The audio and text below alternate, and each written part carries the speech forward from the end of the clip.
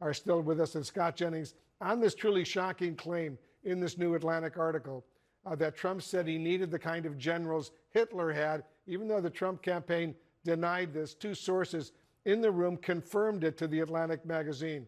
What's your reaction to what Trump reportedly said here? My reaction to this entire article is one of skepticism. I was keying in on, I didn't get a chance to read the whole thing as we were going on the air, but I was keying in on the story about Private Guillen, and her family has come out today and strongly refuted this and said Donald Trump treated them with respect. And so if that part of the story is being refuted by Private Guillen's family, it makes me question the whole thing. So, I wasn't there. I haven't had any conversations with anybody about any of these issues.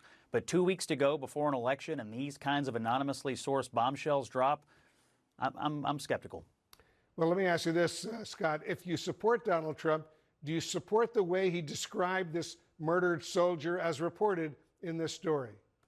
Well, everybody involved in that episode, people who were in the room, her family, I mean, everybody who was involved in this has said that didn't happen. Mark Meadows, everybody who was there is saying it didn't happen that way. So again, I've got a bunch of people saying I was there and it didn't happen. And then I have this article 2 weeks before an election with anonymous sources saying that it did. So look, I'm a skeptic by nature. We're 2 weeks before an election, and this kind of a bombshell that's like anonymously sourced. I'm skeptical of the whole thing. And admittedly, I'm seeing this, just a few minutes before we went on tonight. Well, Mandela, what's your reaction? Oh, we can be as skeptical as we want to, but is this really a departure from anything that Donald Trump has said previously? This totally lines up. It is very parallel with past statements. It's very parallel with current statements, especially as his comments become increasingly deranged in the home stretch of this election. So regardless, of how do you feel personally about it? It's not any different from what we've heard. Donald Trump is going to continue to be a desperate person. I can guarantee you he will likely say something as bad, if not worse, in these next 2 weeks. Eva, how do you think the Harris campaign is going to react to these revelations? Well, I think that they are going to continue to characterize these comments as illustrative that he is unfit for the office. But I think the challenge for the former president here is, we don't know if these comments are true, but they are in the arena of comments that he says publicly. So he publicly disparages Mexicans and Mexican Americans. He often talks about stiffing people and not paying bills, right? So it just sounds way too close to things that he already says. I'll end with this, Wolf. Separate and apart from this Atlantic article, what strikes me being on the campaign trail with the vice president is that the standards for her in terms of rhetoric seem so much different. She is so precise. Sometimes she's criticized as being too scripted, too rehearsed, but it seems like she can't, wax poetic like the former president does. If she said these kind of outrageous comments, many would argue that she is unfit for the presidency.